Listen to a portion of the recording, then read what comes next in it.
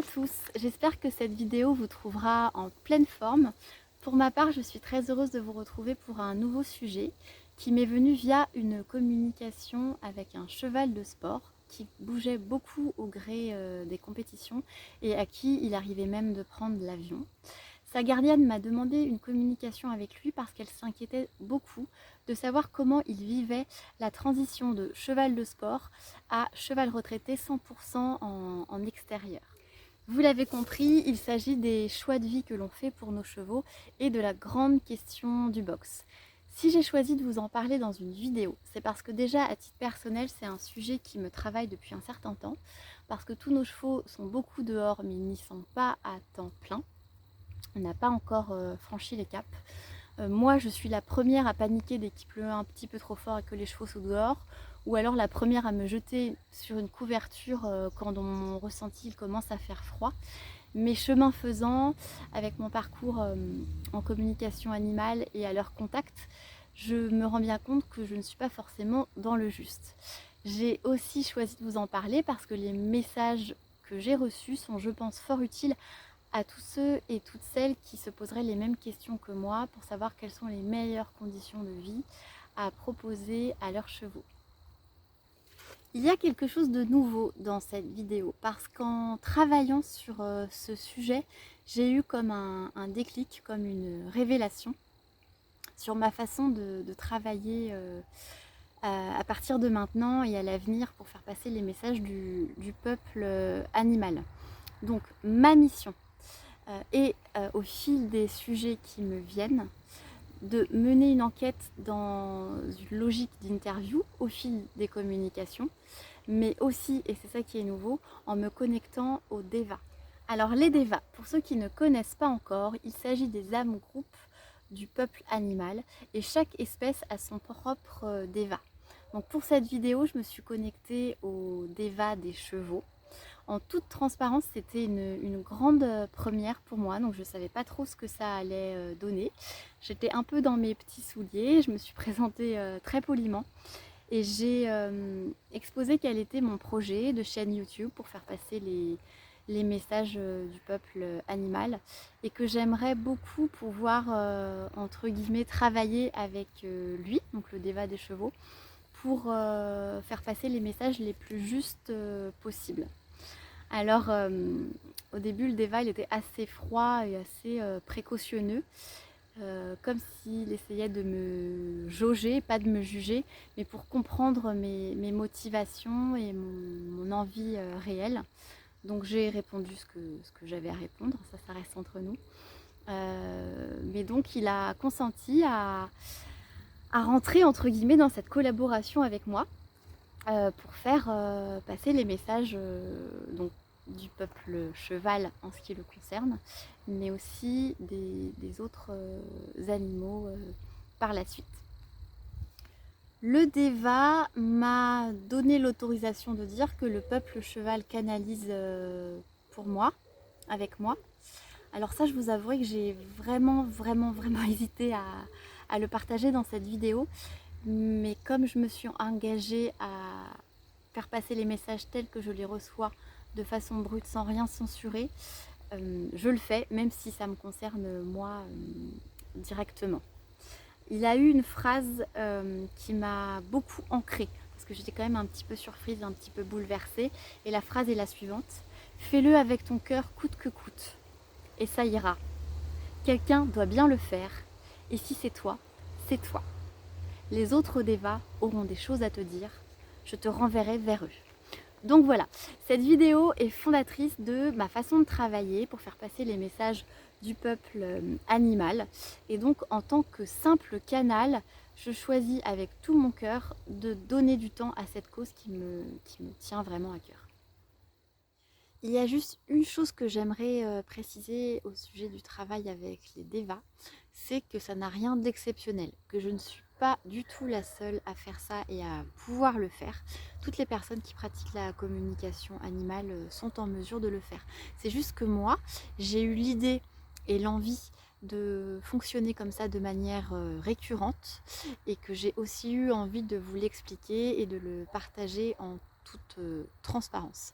Voilà, c'est aussi simple que ça, mais il n'y a aucune raison de mettre de l'ego dans tout ça.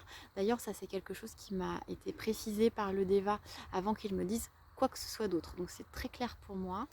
Voilà, maintenant que ça c'est dit, acté et assumé, on va pouvoir en revenir à notre sujet du jour et à ce merveilleux cheval de sport qui m'a donné des réponses sans équivoque et qui m'a mise sur la voie. Donc, quand je l'ai questionné sur la façon dont il vivait la transition de cheval de sport dans les transports, en avion, sur les terrains de concours, de boxe en boxe, à sa vie de cheval retraité à 100% en extérieur, voilà ce qu'il m'a répondu. Je prends mes notes parce que je ne veux pas transformer ses propos. Il a répondu dans un grand élan d'enthousiasme, je cite, « Ah ça oui, c'est le pied, rien à voir avec avant, une vraie vie de cheval. On ne demande que ça, vous savez. C'est pas compliqué. Mais vous nous mettez dans des boxes pour votre confort, pas pour le nôtre. Vous devriez changer de perspective. Nous sommes faits pour ça. Vous avez tendance à l'oublier. » Donc voilà, ça c'est ce qui est sorti spontanément dans la première communication, au milieu d'autres sujets, mais que je vais garder confidentiels parce que ça les regarde tous les deux. Mais dans un second temps, j'ai donc demandé à sa gardienne si je pouvais me reconnecter à lui pour creuser le sujet. Elle a accepté, elle se reconnaîtra et je la remercie beaucoup. Donc quand je me suis connectée à lui pour la deuxième fois, je lui ai expliqué que cette fois je venais le voir parce que j'avais envie de faire passer un message aux humains sur les conditions de vie qu'on peut proposer aux chevaux. Et je lui ai demandé s'il était d'accord pour répondre à mes questions et il a accepté. Alors quand je suis revenue sur la question de la transition de cheval qui vivait quasiment tout le temps au box à cheval qui vit 100% en extérieur, voilà ce qu'il m'a dit. C'est une grande libération, une reconnexion à ma vie. C'est inexplicable, cette impression de renaissance. C'est le plus beau cadeau que vous pouvez nous faire. Après, je lui ai demandé, mais quand il pleut, qu'est-ce qui se passe? Comment ça se passe pour vous? Et là, il a éclaté de rire et il m'a dit, mais on s'en fout. La pluie, c'est un élément naturel pour nous. Vous la fuyez, mais pas nous. Alors après, j'ai demandé, mais quand il fait froid, comment vous vivez ça? Et là, il m'a répondu, oui, bah alors on fait du poil. Ça non plus, vous ne comprenez pas, vous les humains, on est fait pour ça. Donc la question du poil m'a fait rebondir sur la question des couvertures, qui est quand même un sujet connexe.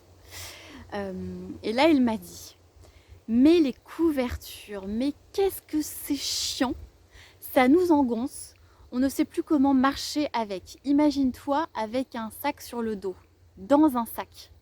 Et là, j'ai reçu l'image de moi enfermée dans un grand sac de jute. Donc je reprends la suite de ses propos. Alors vous êtes bien gentil avec vos bons sentiments, mais à côté de la plaque, tu comprends? Voilà. Donc j'ai continué sur la question de l'abri. Est-ce qu'un abri quand même c'est bien? Et là il m'a dit oui, l'abri c'est un bon compromis pour nous et pour vous. Ça vous rassure, mais au fond, tu sais, on n'en a pas besoin.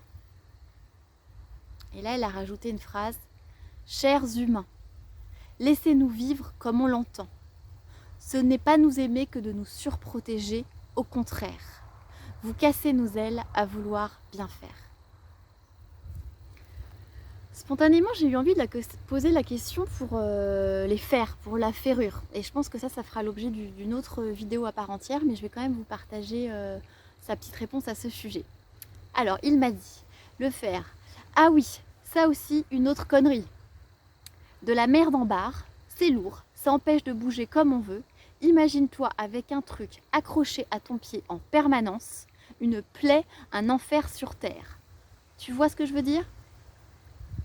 Voilà, donc je pense qu'il nous a apporté beaucoup d'éléments de réponse et que le message est très clair.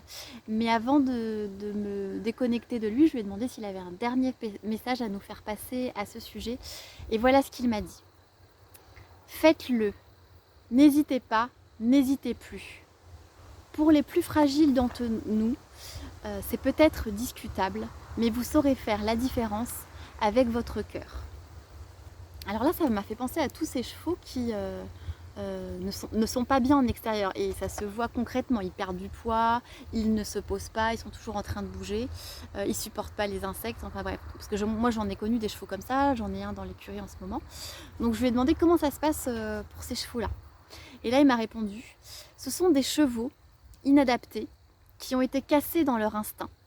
Il faut insister et ils comprendront avec le temps. Et là il a eu une très belle phrase, le salut réside dans la liberté, coûte que coûte. Je crois que c'est assez vrai dans tout en fait, mais on va en rester à la question qui nous concerne aujourd'hui.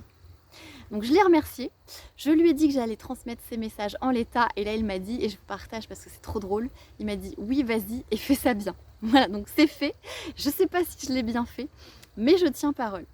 Maintenant je vais vous faire part des messages du DEVA. Au sujet de cette question de la vie en extérieur versus la vie au box pour les chevaux. Donc déjà quand je lui ai proposé le sujet, il m'a dit c'est une bonne idée, un grand sujet pour nous, un vaste débat qui ne laisse pas indifférent. Ce n'est pas forcément blanc ou noir. Et là c'est vraiment intéressant parce que le DEVA, il a eu un discours très nuancé et que j'ai trouvé vraiment bienveillant envers l'humain. Moi je m'attendais à quelque chose d'un peu plus trash venant de sa part, mais pas du tout, c'était assez constructif. Voilà, donc maintenant je vais dérouler ce qui est venu dans la canalisation. La plupart d'entre nous préférons vivre en extérieur, c'est indéniable. Et puis, il y a ceux qui ont trouvé le confort dans ce dispositif humain. Mais si vous voulez bien faire, il faut nous laisser à l'état naturel pour toutes les raisons évidentes. Alors je l'ai questionné sur les intempéries, la pluie, le froid. Et là il m'a répondu, pour nous ce n'est rien. C'est une idée humaine que vous calquez sur nous pour vous rassurer. Nous nous adaptons au fil des saisons pour suivre le cycle de la vie. Que vous cassez à nos dépens, même si vous pensez bien faire. Faites au mieux, mais souvenez-vous d'où nous venons. Que ce qui vous semble austère est normal à nos yeux, que l'anthropomorphisme a ses limites, que nous aimer, c'est comprendre que nous ne sommes pas comme vous. Nous n'avons pas les mêmes fragilités. Donc là, cette question de l'anthropomorphisme et des différences de fragilité, je pense que ça fera l'objet d'une vidéo à part entière parce que ça m'intéresse vraiment, vraiment beaucoup. Donc je poursuis. Ensuite, je l'ai questionnée sur la question des couvertures. Et là, elle m'a dit « Ah, les couvertures, c'est pour bien faire de toute façon. Vous nous avez habitués. Alors revenir en arrière d'un coup serait risqué. Mais pensez-y à 2 fois avant de le faire, car c'est un aller sans retour. » Donc vous voyez la mesure dans le propos, dans sa réponse. Et ça fait comprendre que même si tout d'un coup, parce qu'on a cette prise de conscience, on a envie de changer les choses et les conditions de vie qu'on propose à nos chevaux, on ne peut pas le faire du jour au lendemain parce qu'on est responsable des fragilités qu'on a provoquées. Ce que je retiens aussi, c'est la notion de cas par cas et son invitation à faire appel à notre libre arbitre pour savoir pour quels chevaux c'est juste ou moins juste en fonction de l'état de santé, du moment de vie. Et c'est cette idée que c'est pas noir ou blanc, même si évidemment c'est dans la nature qu'ils sont censés être.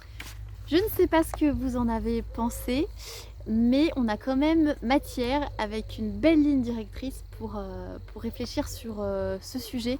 Moi, à mon petit niveau, j'ai vraiment de quoi réfléchir, repositionner, changer les choses. Je m'engage à le faire pour mes chevaux, à mon rythme, pour que ce soit violent pour personne. Voilà, je vous remercie beaucoup pour votre attention, pour vos commentaires. Je suis très preneuse de vos retours d'expérience. Je vous remercie aussi pour vos partages. On clique sur la petite clochette pour s'abonner à la chaîne et recevoir d'autres messages du peuple animal, toujours plus forts et toujours plus bluffants. Prenez bien soin de vous et à très bientôt. Je vous embrasse.